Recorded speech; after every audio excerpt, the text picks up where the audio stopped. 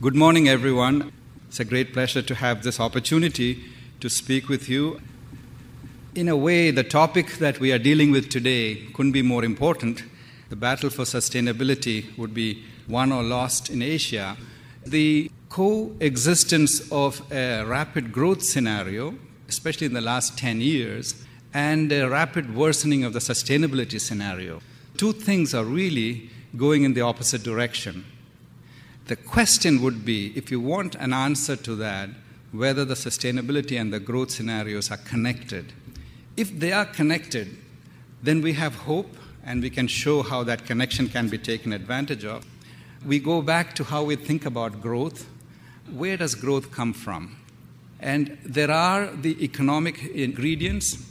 Clearly, they have been shown to be critical. Physical infrastructure is a piece of that. But equally important, there are the social attributes. No country has achieved sustained growth and sustainable development without investing in people. So the social side is just as critical. And third is the link that we are trying to focus on to see how well it is connected. If you take basic economic growth models, it's the first that is often put almost as an assumption that infrastructure equals growth. And that is false. Clearly, social is equally important. But I would argue that without the environmental, sustained growth and sustainable development also would not be possible. Why we often stop with the physical ingredients of growth, and almost always now, internationally, including the human, but the natural capital side is the one that gets short shrift. So it comes from a thinking that growth and the environment present a trade-off, especially in the short term. That's generally the view, that you need to first grow and then clean up later. That's actually intuitive. The first graph, stripping away from all the complexities, it's a group of countries, the dots are all countries, and taking away whether they are rich or poor, just looking at how much more they have grown. It shows a positive relationship between GDP growth and human development, and here often captured by poverty reduction.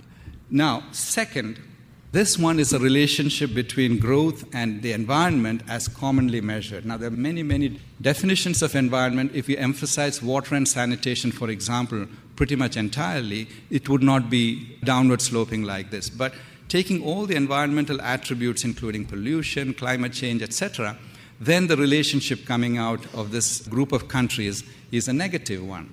This trade-off that we just looked at is a false trade-off. And that's not a theoretical proposition.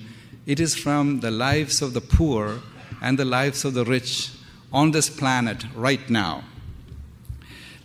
To move on from this, I would argue that the trade-off that we observed first, those are observations. We need to take them to heart and accept that there is that phenomenon. I would not argue with those. Yes, there is a growth poverty and then the environment trade-off as we saw in the short term and viewed in a certain way. The world is changing, the pressures are higher, that trade-off has been reversed. You cannot grow the way you did and reduce poverty in the next 25 years if the environmental challenge is not taken to heart as well and in real time. One additional factor that has made that urgency greater would have to be climate change. Whatever you believe about climate change and attribution, the expression of climate change in our daily lives has to be a factor that heightens the drama. And the link to natural disasters, again, is the most visible and most tangible one. So this brings us much closer to home and the question of why, as practitioners, we take the trade-off and understand that, but we revise the trade-off urgently and now to see the solutions in a different way. The question is, who takes action? Can someone take care of these issues? Asia is a big player. It's the most successful region in the world in reducing poverty, far and away. It is also a huge contributor to the CO2 story, and if you think of the incremental CO2, it is also the biggest. And then the population in the region is 2/3 nearly. And so thinking that Asia could be a bystander and watch this is no longer true. The only qualifications I would do by thinking that way, it isn't so much that Asia must do things for the world. It really is, if Asia did things for itself, that would be good for the world as well. So much of what one can talk about are in the country's own national interests. It may vary in its intensity. China and India much more on mitigation, the Pacific Islands much more on adaptation. It isn't just a matter of us just doing something in my office and having green plants and this and that and doing my piece and feeling good. It's not about feeling good only. It is really about leadership to generate change that goes beyond the organization.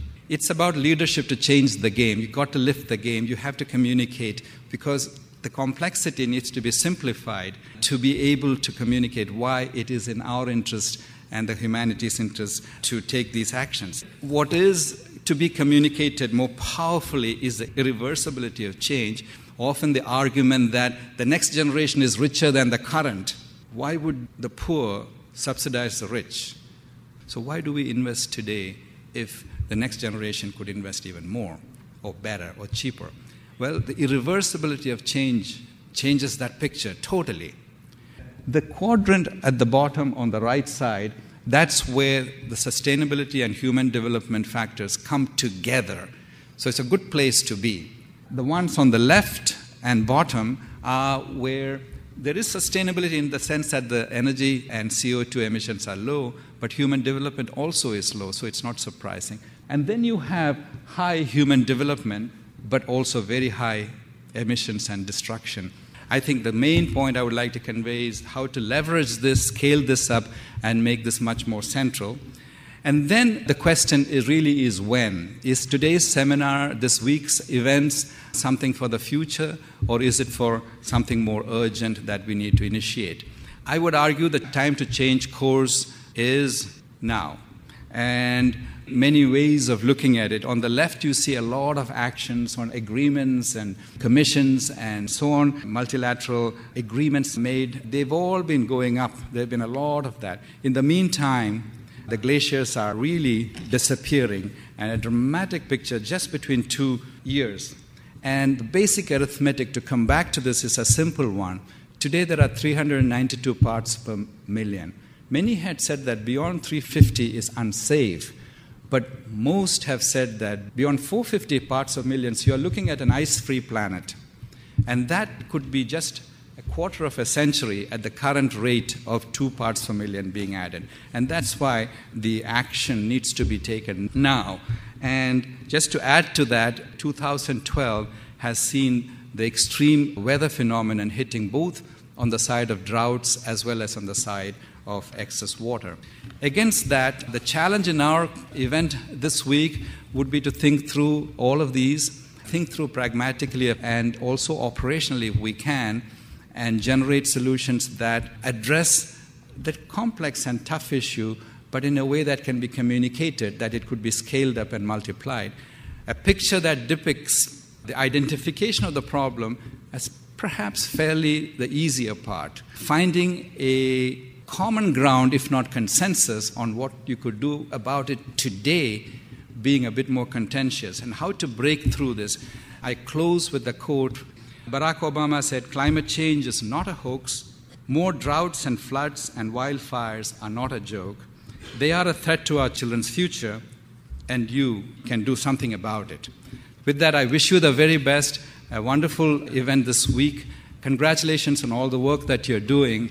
And I hope all of you will keep in touch with ADB as ADB also tries to lift the game and have a greater impact going forward. Thank you very much.